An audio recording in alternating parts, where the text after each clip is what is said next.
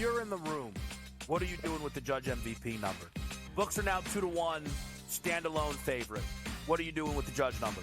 What do I do with the MVP? I let them bet Judge at what?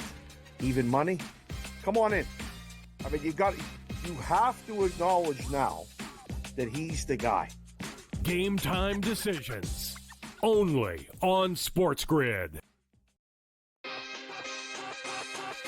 If you're in the room, what are you doing with the Judge MVP number? Books are now 2-1, standalone favorite. What are you doing with the Judge number? What do I do with the MVP? I let them bet Judge at what? Even money? Come on in. I mean, you have to acknowledge now that he's the guy. Game time decisions. Only on SportsGrid. You're going a little deep bomb hunting here. We don't care that we have the one heavy favorite with Rory, a couple other guys like Fleetwood and Tagala, etc. You're going to go a little deeper down the board. This course, I think, is going to play a little bit more to the wedges. They have, what they did is they've renovated it to basically block off some of the bombing alleys for these guys. They've narrowed the fairways. Pharrell Coast to Coast. Only on SportsGrid. Garrett Cole is getting ready to come back, too. I guess look, they've played great without him, but you're not going to say to Garrett Cole, look, don't come back. I mean, it's a ridiculous conversation to have. They're not going to take any unnecessary chances. And look, they're at the point where they have a lead. They certainly are going to make the playoffs, I would say, barring some sort of complete collapse. And that's all it takes. Newswire. Only on SportsGrid.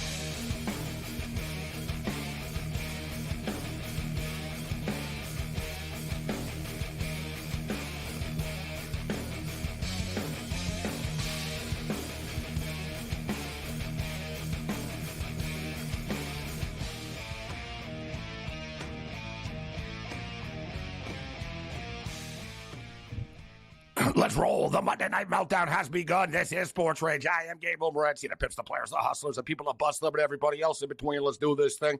The Stanley Cup Finals continue. Game 2. We're ending the second period of play right now. Still a minute left to play in the second period. 1-1 hockey game. The total in game right now is 4.5, and the number is pretty much what it was before the game started. The Panthers are minus 135.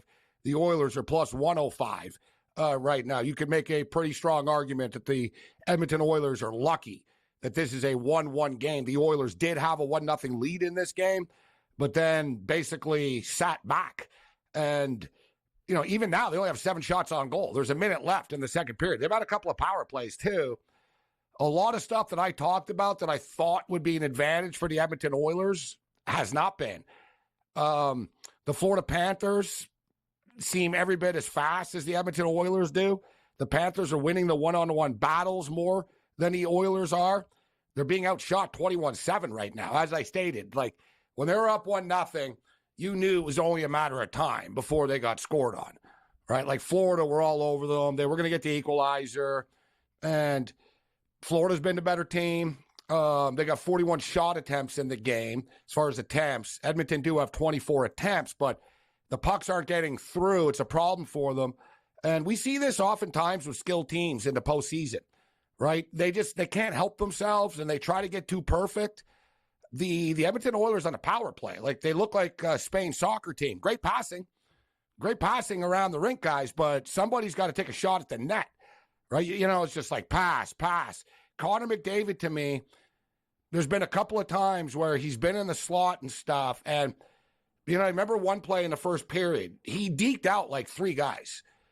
It's like, okay, dude, you know what? All right, he took out one guy, and then he went around another guy, he went around another guy.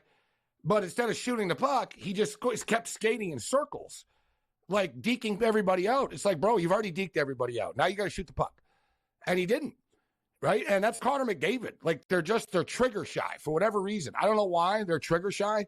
They had a problem in game 1. They had 32 shots on goal in game 1, but they weren't really good ones. Like they wasted good opportunities. The Oilers, their offense just isn't clicking right now. But with all that being stated, it's a 1-1 game and a game that could go either way, even though the Panthers sort of deserve better right now. Cam Stewart's going to step up and in. We'll talk pucks in a couple of minutes with Cam. Joe Madden bats leadoff as well.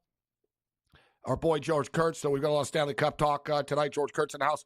Mo Khan will join us. The other big news of the day, of course, the NBA Finals are off. But Danny Hurley rejects the Los Angeles Lakers' proposal to become their new head coach.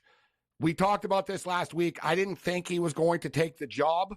I am surprised at how little the offer actually was from the Los Angeles Lakers. And I know it's $70 million is, it's a lot of money, but it is and it isn't. It is to you and me. It is to, 99.9% of the world. But to others, not enough. I was really surprised about that. Like, really? $11 million a year. It's not enough to make someone uproot their life, move to a different coast, new league, turn your back on a bunch of kids you just recruited. You're gunning for a third straight national championship. Like, come on.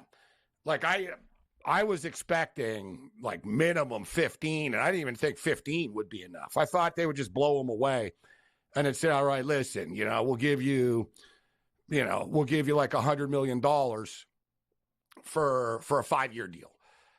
$100 million's like a nice even number. It's a lot of money, and it'd be hard for anybody to turn down 100. That's guaranteed. So $100 million. So I'm gonna get $100 million for the next 5 years. And if you fire me, I get it anyways. Okay, right? But $11 million? Nah, not enough. Plus, I didn't think the Lakers did some great job. If you're Hurley, right? It's not a bad gig. It's the Los Angeles Lakers. There's a ton of great things about it. But at the same point in time, LeBron James, how many years does LeBron James have left? And they can't win. They're not winning with LeBron James right now. LeBron James puts up great stats and all that, but he can't win without like a bunch of other players. They don't have enough money to get these bunch of other players. They've got AD as well. And a lot of other dudes don't want to play with LeBron because they know, they know. All right, I get the blame if we don't win. You get all the numbers and the stats, right? Like, that's just the way that it's always been. That's why Kyrie Irving didn't want LeBron, I wish I was playing with Kyrie. Well, he didn't want to play with you because of that, right? You want to break all the records, and the ball's going to be in your hand all the time. Now on the way out, he's going to say, well, you know what, we'll get some other players, but it wasn't a great gig if you're Hurley.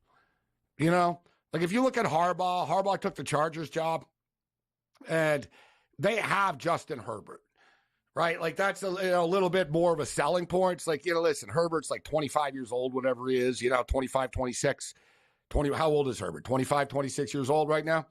So might be going on 27, but like Herbert's still in his prime. Right. He's got a lot of years left, Justin Herbert. So you've got a stabilized quarterback situation. If you're Hurley, like, it's not stable, the Lakers, and it wasn't enough money. That's, that was my take. So I never really thought he was going to take it. I know everybody just assumed that he would, but I was like, no, he's kind of different. And if, the way I see it too, I could see Hurley coaching like the Knicks. Like Thibodeau's not going to be around forever. Right. So if I was the Knicks, that's what I would do. I would wait it out with Thibodeau. You got a good thing going right now. And then, you make an offer to Hurley. And it's a little bit different. Sort of like Ohtani with the Dodgers. Like Hurley wouldn't really even have to move out of his house if he didn't want to. Right? Like UConn in New York, yeah, whatever. Right? Like he would, but you know what I'm saying? It's not like a massive move. If the Brooklyn Nets had a bunch of like cap space and money and somehow they drafted a superstar, one of his superstars or something, I could see him on the East Coast, but I never really figured Hurley to be the coach of the Lakers and going to uproot everything right now. It seemed kind of sudden as well, right? Let's go back to the Lakers. Kobe Bryant always wanted Mike Krzyzewski to be the coach of the Los Angeles Lakers. So it's almost like they're trying to like redo it. Historically, college coaches haven't even been good in the NBA or in the NFL for that matter. Harbaugh's a little different because he was already in the NFL, right? But Hurley is one of those sort of old school college bully coaches. Like you guys see what he's like. You know what I mean? He yells at the refs. He yells at his players. He's very intense. He's the king of the castle. There was already a king in L.A. You're going to yell at LeBron James? You're going to yell at Anthony Davis? right? Like his personality wouldn't have worked. It could work like with, a younger basketball team where he's retooling it, you know what I'm saying? But not a team that's like loaded with vets like that. So 1-1 in the hockey game. We're at the intermission right now. Another period of play. Overtime could be in the cards tonight. It's minus 125, minus 105 right now. The total is 4.5. NBA basketball, the Dallas Mavericks are in a lot of trouble right now as they're down 2-0. And, I don't really hit the panic button because teams are down 2-0. You know the saying, series doesn't really start until somebody loses at home. But to me, it's the way the Mavericks are losing. And there's not a lot of like, yeah, we lost, but, that happened. And this, we have a lot of things going for us. They really don't have a lot of things going for them. Their role players are not delivering. Kyrie Irving has been terrible. And just point blank, they can't win. Right? Unless their role players play better, unless Kyrie Irving drops 30 points, they're not going to win. Kyrie Irving hasn't hit a damn 3-point shot in the series yet. He's 0 for 8 from 3. 16 and 12 points is not going to, that's not good enough. Just point blank. Now, can the Dallas Mavericks win a couple of games in this series? Yes, I still think they can. Right? I'm not in a full-out panic yet. I've got the series parlay. Both series is over 5.5. But as far as winning the NBA championship, it looks like the Boston Celtics are about to cut down the nets. Joe Matt's going to step up and in the ring. You're ready. Cam Stewart will as well. We got a full house. This is Sports Rage.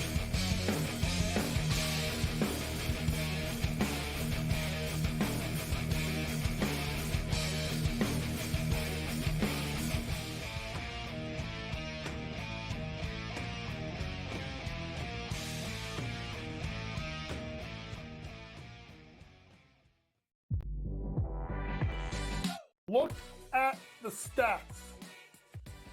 5 out of the top 6 televised rated games on the WNBA this year all involve Caitlin Clark.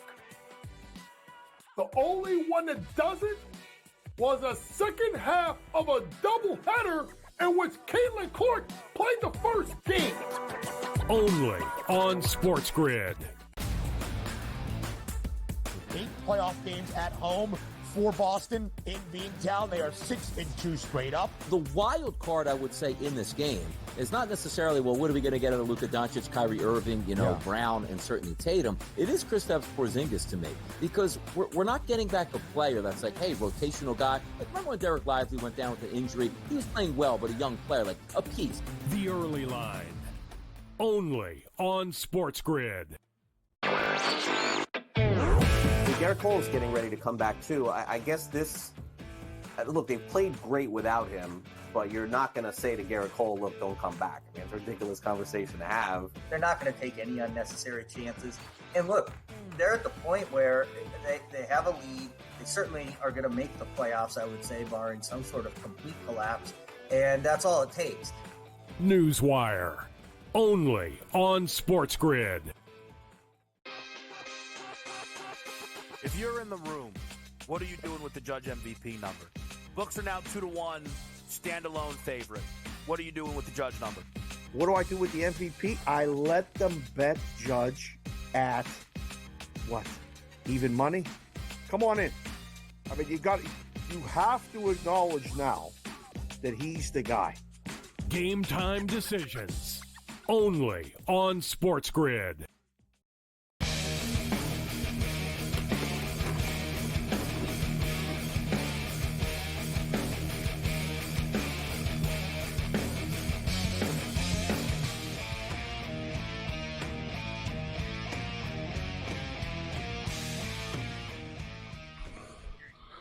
Let's roll. This is Sports Rage. I'm Morency. Sirius XM Channel 159 on the SportsGrid radio and television networks. We're at the intermission right now. 1 period left to play, or maybe more, if this game potentially goes to overtime, which it could.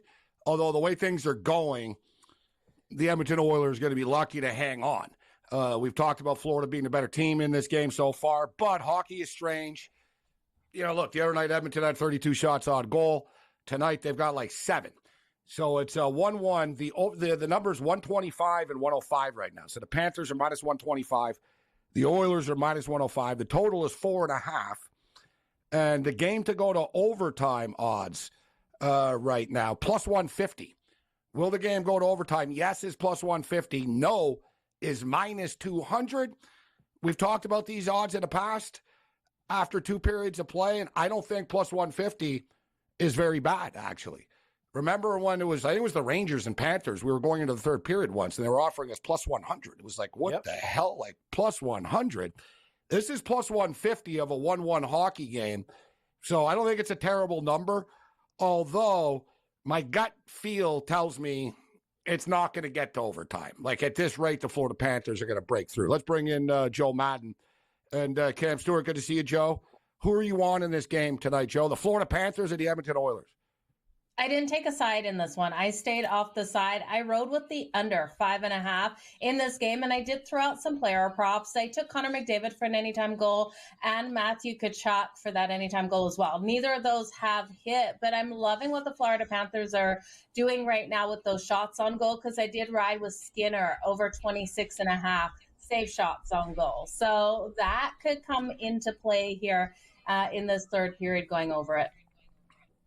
I've got the under 5.5 as well, and I've got the Edmonton Oilers to win the game. Cam, who are you on in this game?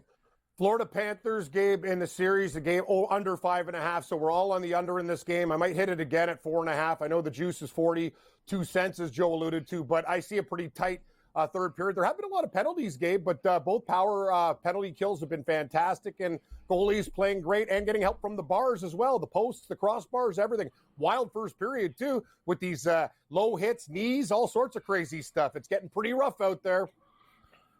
It is, and I think a lot of things that I said at the top of the show, too, and I was thinking about the Edmonton Oilers have not had a speed advantage in this series. The Panthers are a very quick team as well. The one thing the Panthers are great at, and it's given the Oilers a lot of problems, is they clog the middle of the ice. They're big, they're fast. Like, if you'll notice, I like to see like a puck possession stat. Like, the Oilers just never have the puck. And they sort of face the same problem of seeing, like, the Canucks had this issue at times this year. They got better at it because they realized we're not going to be able to play. We're not going to be able to play in the playoffs. And they got better at it, of dumping the puck in and stuff.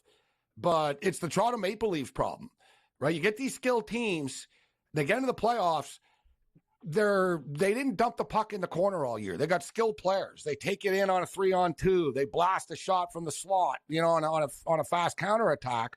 The Edmonton Oilers do that. The Oilers aren't let's dump the puck in the corner, go get it, and fight for it and get an ugly goal. It's not in their DNA. Yet the Panthers, it's a freaking red jersey wall at the blue line. So the Oilers don't have a choice. They got to dump it in, and they never get it.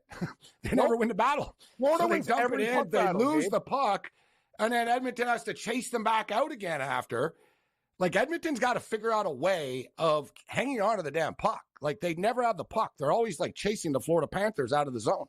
Good call. Easier said than done, too. Have you ever seen a team win more battles in the corner than Florida? Like, it just seems to me they're all over these guys. Like, it's just one of those things, like, they're absolute animals. They come in there, they hit you, they steal the puck, they do so many things well. And Edmonton has great players. But, yeah, you're right, Gabe. You got to find a way to beat this, not necessarily a trap, but Florida just plays responsible hockey. And Barkov is probably, arguably, one of the best two-way players in the league. He's doing a great job in McDavid. And, Joe, good call by you on the shots on goal, because one thing the Panthers do, and they're doing it, is they are relentless at just flicking the puck at the net, right? Like, they'll turn around, shoot the puck, shoot the puck, shoot the puck. They're obsessed with just flicking the puck at the net every time it's, like, inside the blue line of the Oilers. Meanwhile, the Oilers will be 4 feet in front of the net, and they'll pass it. They're always just looking for that final one last, explosive shot. They've got to start flicking it at the net themselves as well. But we got a full period of play here. Still, what do you think, Joe, about overtime? Does it feel like this game's going over? Like, Cam, if you're taking if you're going to take under 4.5, then 2-2 kills you. I don't know if it's a 2-2 game. It seems like someone's either going to score, make it 2-1, and then maybe win 3-1, or it ends up going to overtime, tied at 1-1. Couldn't agree with you more, Gabe. Which I is a don't see both teams possibility. scoring. I don't know, Joel. You see both teams. And now you don't want to make a mistake. So you got to play. That could be good or bad. You got to be really, really careful at your own end. No turnovers. People, this game may I like that, Gabe. I think 2-1 with a 3-1. We still win by the hook. Both teams to score? Not so sure. I kind of like your overtime play. And that price you said isn't too bad at 150. I don't really want to start. Yeah, it's plus 150, so not bad odds. So if you lose on it, you can at least live and say, well, it was plus 150, take a little shot. But I'm already on the under. I put the same amount on both, but about 2 minutes into the game, I was like, you know what? I don't know why I didn't bet more on the under. So I sort of doubled up on the under of this game. And I'd be shocked if we end up getting to 6 now. I don't think it's going to open up. Like I said, I don't even think, Cam, like I said, I'd be surprised if it was even 2-2 after this period. I think it'll be 1-1 or someone's going to win 2-1, and then maybe you get that empty net goal. But maybe, so I would, if I was going to play it, I would go under 4.5. I agree. Yeah, I love what you're thinking there. I'm completely on the same page as well. And you were talking about the time of possession. We are seeing the Florida Panthers dominating those face-off games. They've won 53.1% of the face-offs so far. So I can't believe all the penalties these teams are taking. It's getting so scrappy out there.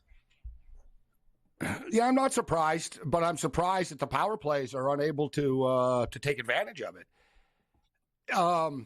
I will say this, too. I don't think it's deliberate or anything like that, but Florida have gotten lucky a couple of times. Like, it should have been a two-man advantage a couple of minutes ago, right? And it wasn't. They got away with that. There's just been a couple of little things, a couple of breaks that Edmonton haven't gone their way.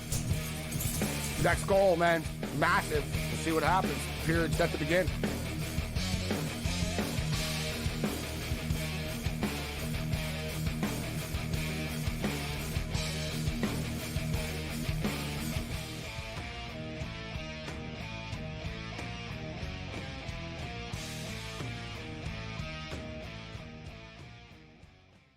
When it comes to betting on sports, injuries matter, and Sports Injury Central has you covered all year long with expert injury analysis and injury-based picks for the NFL, NBA, and MLB. Our former pro sports doctors have unmatched experience to analyze every injury so you know the impact of the player, team, and their upcoming matchup. Whether it's articles, podcasts, player insights, or our patented injury scores, Sports Injury Central will help you keep up with your fantasy team and make more informed wagers. So make sure you follow Sports Injury Central and gain an edge at sixscore.com. Your gut says Miami is going to win, and you should take the over. Your gut also said your NFT selfies would only go up in value. They didn't. But your head is on SportsGrid and knows the QB is in concussion protocol. The backup has a 45 QBR against the zone coverage. The New York D has the most sacks in the league. So yeah, trust your head. It's smarter to be on SportsGrid. SportsGrid, your 24/7 sports wagering network. Fantasy sports today. Be a guy that's really useful in your fantasy rotation? I think the answer is yes. Game time decisions. And guess what? I'm going to lose the bet because he's injured again. Betting above the rim. He's got a broke J. That's all there is to it. He's got no confidence in that jump shot. My thing you've always heard me say on the network is you're either winning or you're rebuilding. In-game live all access. Wondering when that was going to happen, and the answer is it just did. Sometimes you think the bigger guy will have the advantage. Well, if the little guy can move, Joe, it's hard to hit the little guy sometimes when you're a big boy, right? In-game live, prime time. 20-1, I'm going to take a little flyer on Justin Rose. In-game live, overtime. As you sit here and listen, watch right now, you may want to consider placing that bet. It's smarter to be on sports.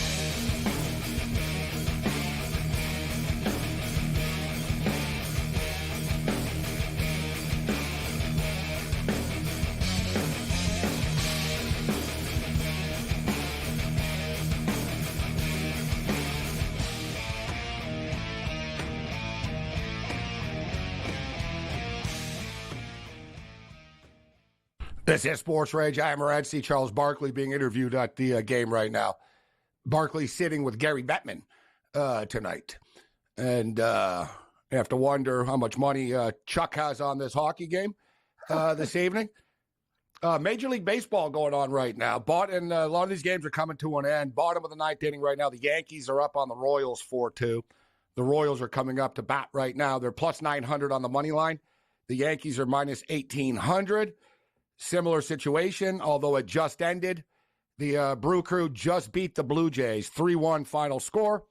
So Milwaukee beats Toronto 3-1 after Toronto takes 2 of 3 in Oakland over the weekend. And speaking of Oakland, they're up 1-0 on San Diego in the top of the third. Mariners and White Sox in action, middle of the fourth. And in typical Mariner fashion, it's low scoring. Scoreless baseball game. Total is 4.5 right now. The Mariners are minus 250, plus 200 for the White Sox. Bottom of the third, Houston and San Francisco also scoreless. Any late night baseball for you, Cam? No, Gabe, the only actually baseball game I bet on was the college game. And I remember what Lou told us about NC State and his story and stuff like that. So I took the Wolfpack, and it was a crazy game against Georgia, but they got it done. And, I was on the Blue Jays as usual, and they lost. So nothing new there. And I'm glad you got your win with the Dodgers, 2 games, and the Blue Jays. Hey, both games in extra innings, too. Got to get it done. Good bet. And the Blue Jays just couldn't score tonight against Milwaukee. They made Ray look like the next coming of Cy Young, but we've seen this act before. I didn't like the Jays tonight. I don't like the schedule spot. I'm not a big fan of a team coming from the West Coast back to the Midwest / East Coast overnight like this. It's a tough spot to be in against Milwaukee. Did you play any baseball tonight, Joe, here late night? Yeah, I did. I was looking at the strikeout props between the Chicago White Sox and the Seattle Mariners. I did take Logan Gilbert over the 6.5 strikeouts. He has 4 on the board right now. And Eric Fede, I altered his number up to 7+ strikeouts at plus 158. He's only got 2 right now, but it's still early. And it does give me hope here that the White Sox haven't allowed those runs, because we have seen him struggle a little bit on the road, even though he's been able to get those strikeouts. So live, I would jump on the Chicago White Sox straight up at plus 192 on the money line. I think all the value is there. Bold. It's good odds. I'll say this. I don't think they get to 5. There's no value on it, but I don't think they get to 5 runs even in this game. I don't think the White Sox are going to score very much, and maybe the Mariners score a run or 2 here. But like I said, it's 4.5 right now, and you're in the bottom of the 4th inning in this baseball game. But yeah, thanks, Cam. I hit it was good plays. I played the Dodgers to beat the Yankees in the series, and that was minus 120. And then I was like, you know what? I like the Jays too, but I don't want the Jays to screw my Dodgers bet up. So I played the Dodgers alone to win the series. And then I did it again after. I was like, you know what? I'll play the Dodgers with the Blue Jays to win, and it was plus 200. So it was it's pretty good odds actually. And so we did take 2 or 3. I talked about not playing as many Major League Baseball series as I used to or as I should. It's not a bad way to go, and especially parlay them, Cam. I love them, Gabe. I think it was a great move that you made. And hey, that's the whole thing. You win the first couple of games, you can play with house money, you can put it into something else, and you got it done. The bottom line is, and you pick Verstappen in the Montreal Grand Prix, so a pretty good weekend. We did well in the CFL. I know we say don't live in the past, but now we have Rolex shooting forward. I just want to get your opinion. Florida just scored. Did they really? Got it. Is it Barkov? Is it for my boy Verhage? He's been the best damn guy on the ice, but he'll never win the Conn Smythe if they win. That guy's amazing, but he's not a named guy. That's the problem. What just happened on this? And just another instance of indecisiveness of getting the puck out of the zone, man. Like the Oilers had they had the puck. Look at how many times. Look at this. They did. Yeah. Seriously. The Oilers had like 4 or 5 attempts to clear the zone, and they were all just these weak little taps. And the Panthers, literally, you've got to get the puck out of the zone. That was the big concern. And then, boom, they get burnt, and now they're playing from behind again. Oh, boy. Yeah. Florida's unassisted for Rodriguez. 5th goal of the playoffs. Yeah, but like I said, Cam, their goal was no dominance or anything. They just flicked the puck at the net. It was just wasn't even a hard shot. It was like a little flick, a little flicker. There was traffic. It happened fast, and it went in. You brought up a great point, too. When I watch teams like Edmonton play, they do remind me a lot of the Leafs. You're always trying for that final pass, the pretty play. It doesn't work. Look how they scored their first goal on the 5-hole. Because Bobrovsky's an older guy, and sometimes he leaves that 5-hole open where he could still, you know what I'm saying, Morency? Make it easy. Hockey's not tough. shoot it at the net, get somebody in front. McLeod could have blocked that too. He missed it.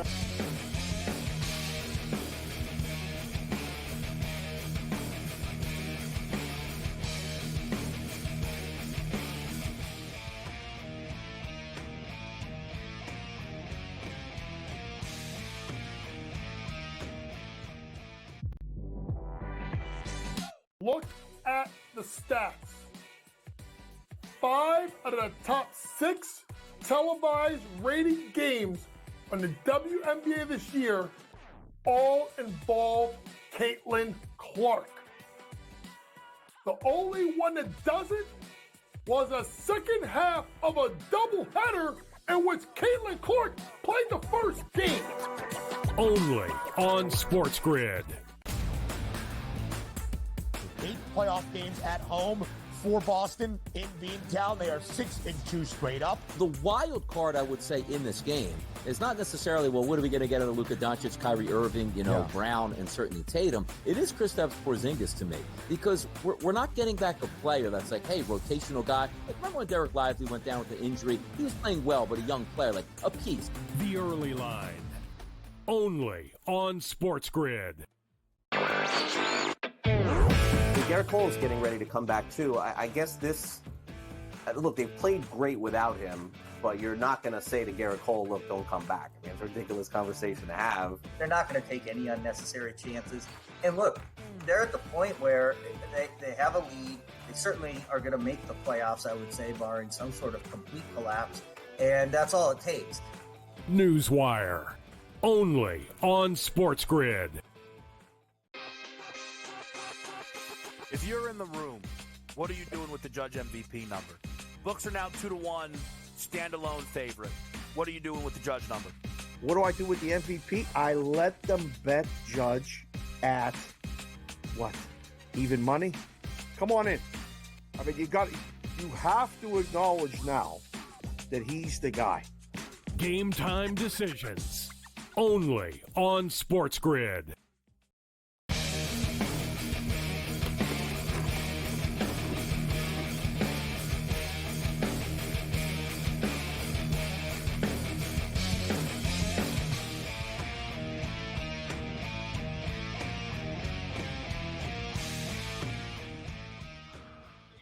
Well, I'm not going to say it's a good thing for the Edmonton Oilers that they're losing the game 2-1, but I'll tell you what, since they've been scored on, they've actually looked good. Like, they got scored on, and then suddenly it's like, whoa, this is, like, this is what you guys should be doing. They're flicking the puck at the net. They're just skating right past the pan. Like, they just flicked the switch.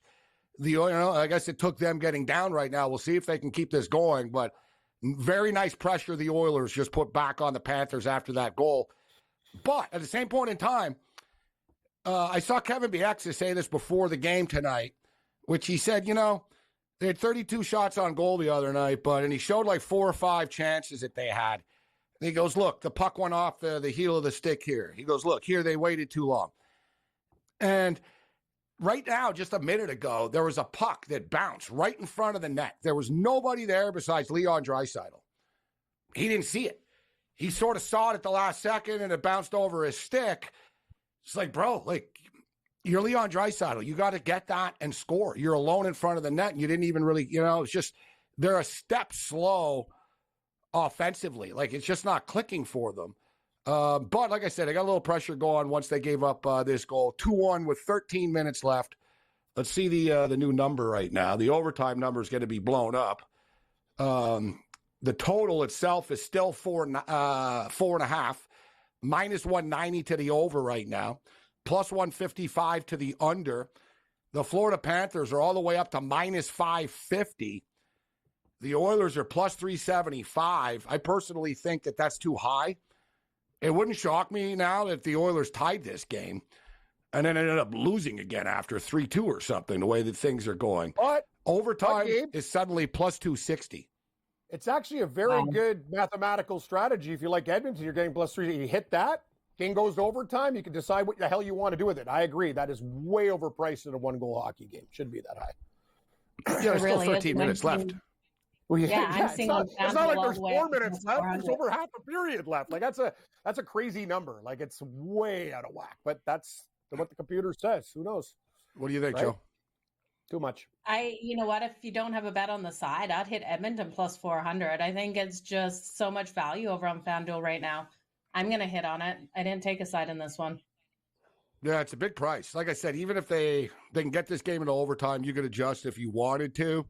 And it's not like like I said, they've responded pretty well since the goal. Like if they keep doing what they're doing, they could tie this game. If they just play their hockey. Florida, I guess is the best way of putting it. I mean, it's a battle between two teams. Florida's imposing their will on Edmonton, their style of play more so. Edmonton just had a little 2-minute run there where it was their style of hockey, and you saw that they were getting opportunities. They've got to find a way of opening this game up a little bit. And that's where they have an advantage, an open ice against the Panthers. But the Panthers are so damn good at getting the puck along the boards and keeping you out of like danger zones. Like they've got to figure this out, but it is what it is for the Oilers. They're going to have to fight through this. So there's 13.20 left, plus 375 on the money line, plus 400 in some spots. Total remains 4.5 right now. Let's take a look at the NBA updated series price, in which the Boston Celtics are in complete control. Yet, I do think Dallas are going to look a lot better back home. I think the P.J. Washingtons and the live, everybody else, the role players will be better at home than they were. Kyrie Irving, we talked about it, 0 for 8 from 3 in the series. Like, if the Dallas Mavericks don't have a hope in hell if Kyrie Irving doesn't hit a 3-point shot, I mean, just the math doesn't add up. The Mavericks now, guys, are plus 600.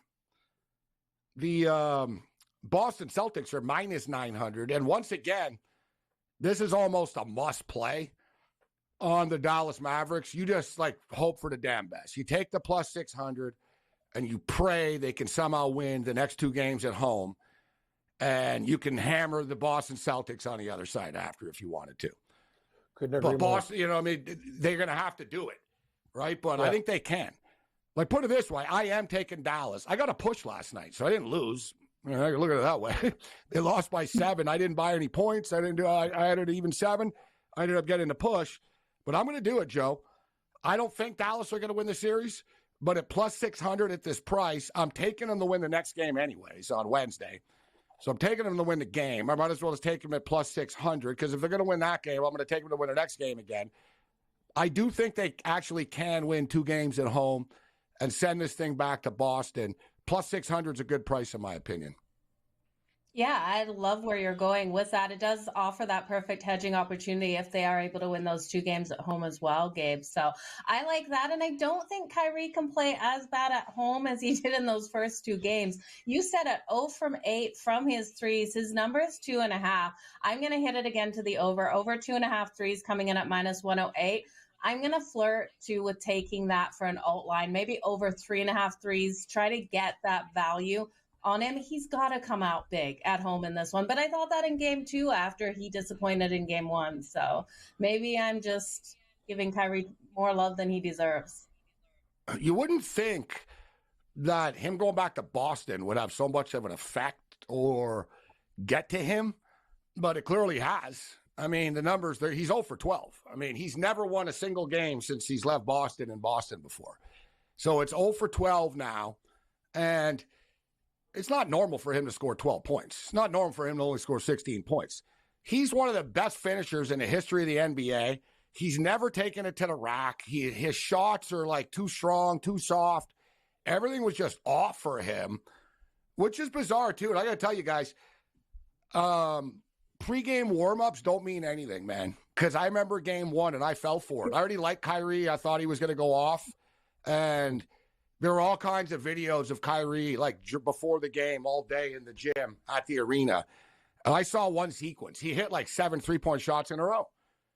He's 0 for 8 in the real games. So, that's what interesting. People don't know that. Like I saw him, I was like, oh, he's hot. Everything's just going in. I'm like, oh, this guy's hot, man. He's going to be ready tonight. No, he went 0 for 5 when it counted. It's the oldest trick in the book with the camera. Oh my God, look at him pregame. And then you have a break between it. It can do nothing but hurt you after the break. It's like a golfer, whatever. You want to keep on going. No, but pregame, wait. Oh, clank, clank. You're not in that same groove. You're not doing that same thing, man. You know the way it works. Like, it's just one of those situations where you keep flowing. He lost his flow. I agree with that. Like, be careful what the video shows you. It's crazy.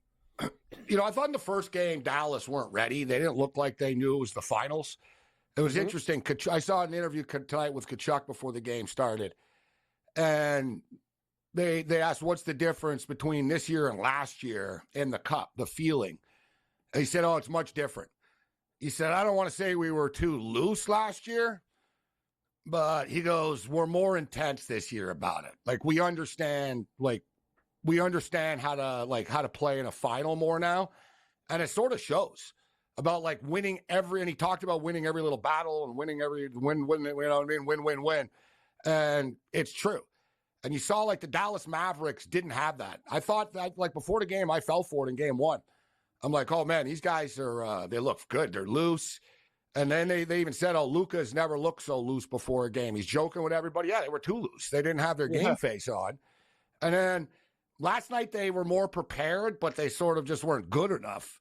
And the Oilers are going to have to figure out this. Like, they need to dial it up to Stanley Cup final play. They got 10 minutes to do so here right now. Down 2-1. They're being outshot 26-13. Except I do like the way the Oilers are skating subtly more. Like, this is a good example. Right now as we speak, they didn't dump the puck in. The Oilers skated right past the Panthers. Right? Like they didn't get a good shot on goal about it. But you'll notice the Oilers are starting to open things up a little bit. Can they finish this off at 953? The number right now for the Oilers, plus 475. Panthers, minus 750. Total 4.5 still right now. Back down to minus 120, the 4.5. 9.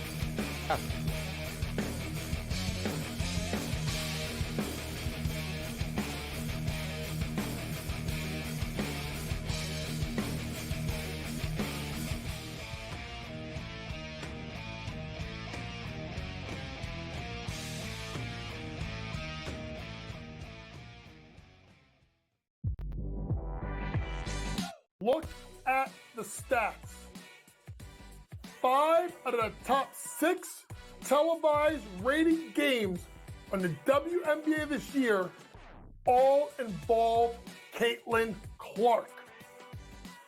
The only one that doesn't was a second half of a doubleheader in which Caitlin Clark played the first game. Only on SportsGrid. 8 playoff games at home for Boston in Beantown. They are 6-2 straight up. The wild card, I would say, in this game is not necessarily, well, what are we going to get out of Luka Doncic, Kyrie Irving, Brown, and certainly Tatum. It is Kristaps Porzingis to me, because we're not getting back a player that's like, hey, rotational guy. Like, remember when Derek Lively went down with an injury? He was playing well, but a young player, like a piece. The early line. Only on SportsGrid. Garrett Cole's getting ready to come back too. I guess look, they've played great without him, but you're not going to say to Garrett Cole, look, don't come back. I mean, it's a ridiculous conversation to have. They're not going to take any unnecessary chances. And look, they're at the point where they have a lead. They certainly are going to make the playoffs, I would say, barring some sort of complete collapse. And that's all it takes. Newswire. Only on SportsGrid. If you're in the room, what are you doing with the Judge MVP number? Books are now 2-1, standalone favorite. What are you doing with the Judge number? What do I do with the MVP? I let them bet Judge at what? Even money? Come on in. I mean, you have to acknowledge now that he's the guy. Game time decisions. Only on SportsGrid.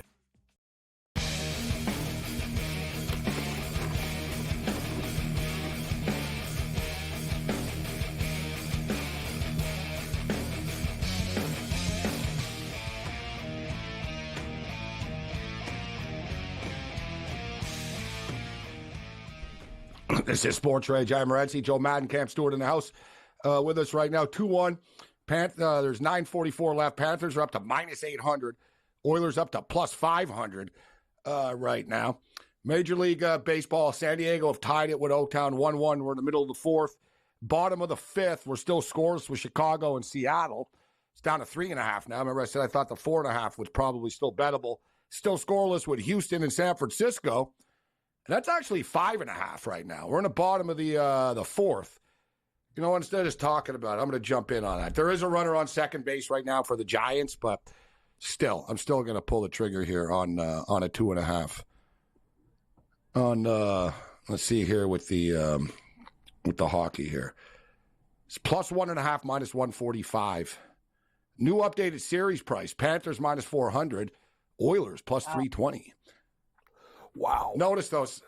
Yeah, but it's not so. Yeah. The only thing is, man, the Oilers are going to be under so much pressure going back home now if they're down 2-0. I puts a lot of pressure on you for a game 3. That you're suddenly in a must-win situation in a game 3. You can't be down 3-0. You got to win. You know what it is? Game 3. You know what it is too? I'm already worried about the Oilers. Why I took the Panthers in the series is because these guys are absolute animals. Their fan base have been waiting for this. That's when you do dumb things, or like it's hard to play a really responsible game at home and the pressure. You said it. Like if they giving up those goals and coming back Dallas is one thing. Then you got to do it against these guys, Gabe. You know that's a totally different move. So it's vital that the Edmonton Oilers come out gangbusters and get a lead at home, because if Florida scores the first couple of goals, that building's going to be like a funeral home. It's going to be pretty quiet. So Leon Draisaitl just murdered Barkov. Ugly. Really ugly looking. Ooh, elbow straight to the face. Oh. Yeah, it was a shot. It was a deliberate shot to the head. Yeah. Yeah, his jaw looks messed up. Oh, really? It was a deliberate shot, but you know what? I like the way the Oilers are fighting back, right? Like, yeah, it's getting real now. But did they get away with this? I don't see a penalty called yet. Unreal. That's my question. Oh, that's so cool. So cool. This is great. This series is too much. He was tapping out of that so cold too, Cam. He's tapping all the way. See, he was tapping. Tap. I've never seen that in hockey. I don't know. You can call a penalty on this. I get. I'm going to be honest with you. They're going to call for 5. It's a 2-minute penalty. That's what it is in my world. But maybe I'm an old school guy. Like it's 2 minutes for all. Barkov is hurt, but Barkov was kind of coming down when Draisaitl came in. It wasn't like Draisaitl launched himself and said, "I'm going to hit him in the head." It just sort of happened. It's a 2-minute penalty, so Draisaitl gets 2 minutes. Look at a guy giving Draisaitl the finger behind the penalty box. If Barkov's hurt, this loss for Florida is so significant. Like, I can't tell you how huge this is. He's McDavid's shadow. He's one of the best two-way players. Like, if it's a serious thing, things have changed big time for Edmonton. That's a huge loss. They do have 3. I don't think he'll come back in this game. I don't either. He's probably out for the game because he got hit pretty hard in the face. We'll see if he comes back, but it's only 2 minutes. They do have 3 days off in between games. They don't play again until Thursday after this. That's true. Which is a little frustrating. So tomorrow we have no NBA or no NHL. They play basketball on Wednesday. It's because it's so long in between cities, right? Like if they left, like it's such a long flight. Every time they're traveling in between games, they're giving them 3 days off instead of 2. So we're playing the next game on Thursday, which I got to tell you, be a long 3 days for the Edmonton Oilers, man, if you're down 2-0, especially going back home with that Edmonton media bitching. Like they're going to find, you know what I mean? They're going to find stuff. Like, it'd be brutal. Plus, you know, you're going to go to your practices, then the whole press conference thing starts again. Like they've got to find a way here. You know what it is, Morency? If you're the media guy, say, here's the deal. These guys, we're not doing scrums, and these guys, you get a time limit, and when that timer's out, everyone's gone. Hire a couple guys at the podium, get your damn clips. That's the whole thing. They're going to drive these guys insane. You know them too. Holy geez, that's not good for business if you're Edmonton, for sure. No, they got 8 minutes to come back, so to try to avoid it. Plus 6:30 right now. In play here. Yeah, we have seen a lot of late goals in the playoffs, guys. Yeah. You know what I mean? Like we've seen Edmonton score as well. I'm doing like a parlay here with the unders in these games. I missed out the good number, so I'm just going to do both of them. The Mariners and the White Sox and the Astros and the Giants. The Astros-Giant game just froze on me right now, but let's see. All right, here we go. So under 6.5 in San Francisco and under 5.5 in Seattle. -1. Oh, God, it just moved from 151 to 186 on me. Of course it did. That's it. Right before you click. I know they do to me all the time. What are you guys doing? Like, as I was doing it, they kept on stopping it and putting it. It is. It is I what hate. it is. It's the worst though. But does it ever go in your favor? I remember I was betting a game 112. Oh, 136. I'm like, it's enough. Like, can you ever give me a deal? No, we're always getting hosed. It's ridiculous. Never goes your way. Oh, there it Party's is. over. 3-1. Florida scores. Wow. And now suddenly the 5.5 is over. You're right, Gabe. Yeah. Because when are they going to pull Skinner? 2-goal lead, 3.5, 4 minutes, empty netter, 4-1. You're right. The total's in jeopardy, big time. This is like if you're Edmonton, now you're just getting drilled. What a response by Florida. You guys just took out one of our best players, and then we just score on you after. All right, don't forget Barkov just got knocked out of the hockey game. Like you said, Joe, is an advantage for Edmonton that they did not take care of. You can't blame anybody on this. That was just a great goal by the Florida Panthers. Yeah. Great deflection. Florida, they're the better team right now. And Edmonton, like we just said, they're going to have 3 long, very days, man, before Game 3. Wow.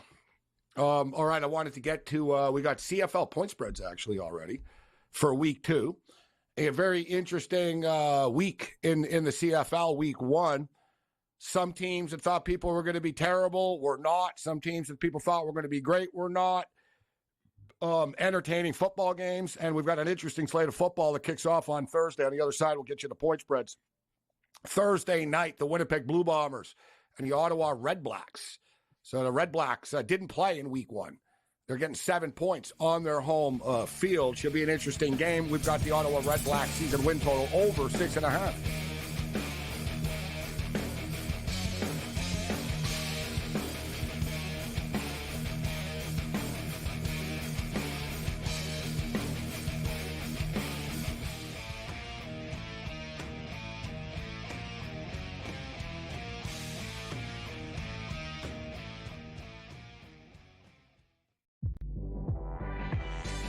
Look at the stats. 5 out of the top 6 televised rated games on the WNBA this year all involve Caitlin Clark. The only one that doesn't was a second half of a doubleheader in which Caitlin Clark played the first game. Only on SportsGrid. 8 playoff games at home for Boston in Beantown. They are 6-2 straight up. The wild card, I would say, in this game is not necessarily, well, what are we going to get out of Luka Doncic, Kyrie Irving, Brown, and certainly Tatum. It is Kristaps Porzingis to me, because we're not getting back a player that's like, hey, rotational guy. Like, remember when Derek Lively went down with an injury? He was playing well, but a young player, like a piece. The early line. Only on SportsGrid. Garrett Cole is getting ready to come back too. I guess this. Look, they've played great without him, but you're not going to say to Garrett Cole, "Look, don't come back." I mean, it's a ridiculous conversation to have. They're not going to take any unnecessary chances. And look, they're at the point where they have a lead. They certainly are going to make the playoffs, I would say, barring some sort of complete collapse. And that's all it takes. Newswire. Only on SportsGrid. If you're in the room, what are you doing with the Judge MVP number? Books are now 2-1, standalone favorite. What are you doing with the Judge number? What do I do with the MVP? I let them bet Judge at what? Even money? Come on in. I mean, you have to acknowledge now that he's the guy. Game time decisions. Only on SportsGrid.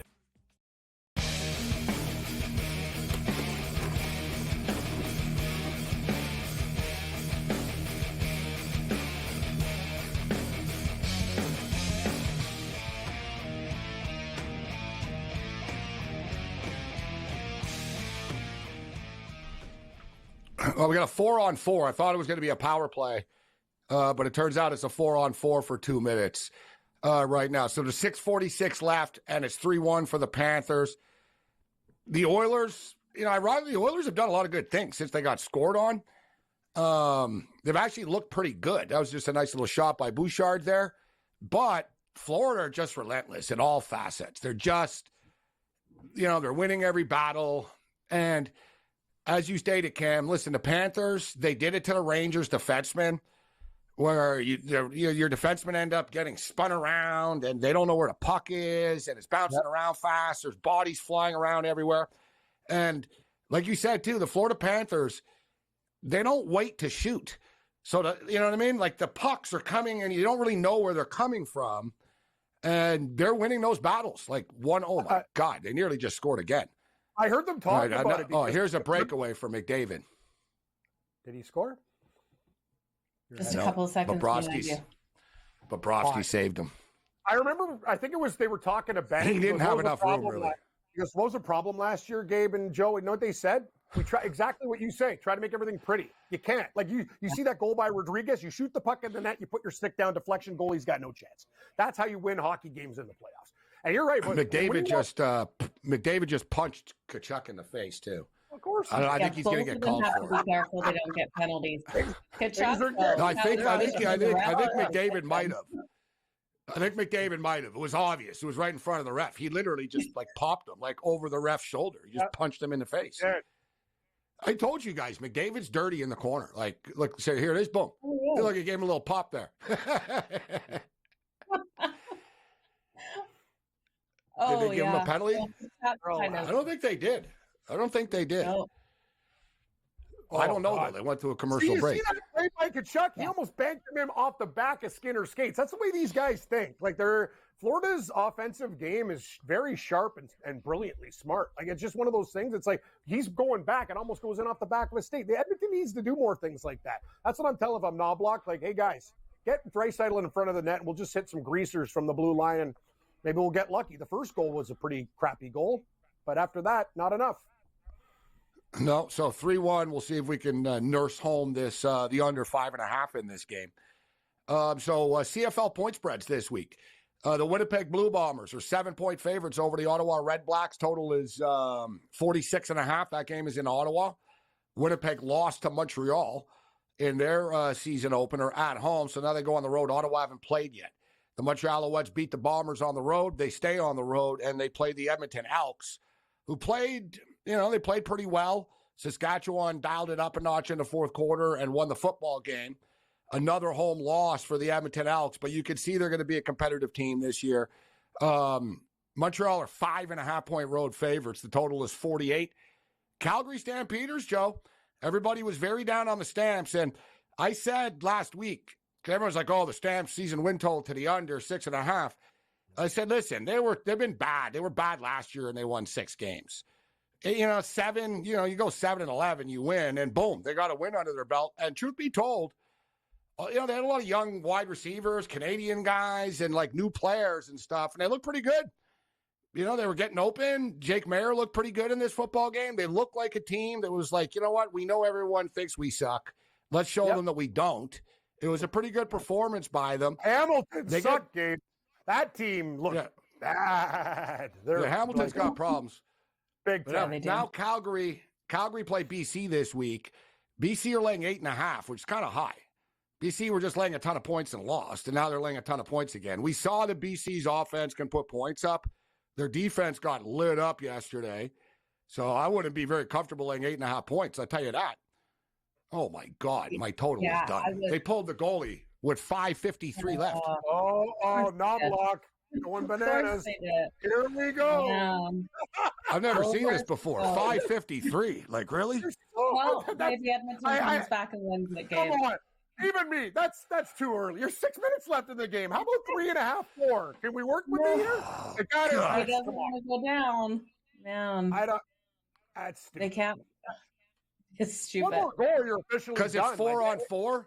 Yeah. It's 4-on-4, so they want to make it 5-on-4. So it's 5-on-4 right now. But you don't have a goalie. Yeah, that's correct.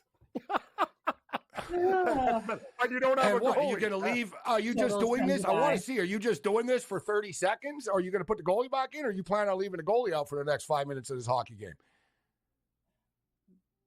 This is nuts. They nearly just scored. Wow. But they got to shoot more. Oh, God. Here. Oh, no. Nightmare. Oh, they just missed the net. Thank you, Joe.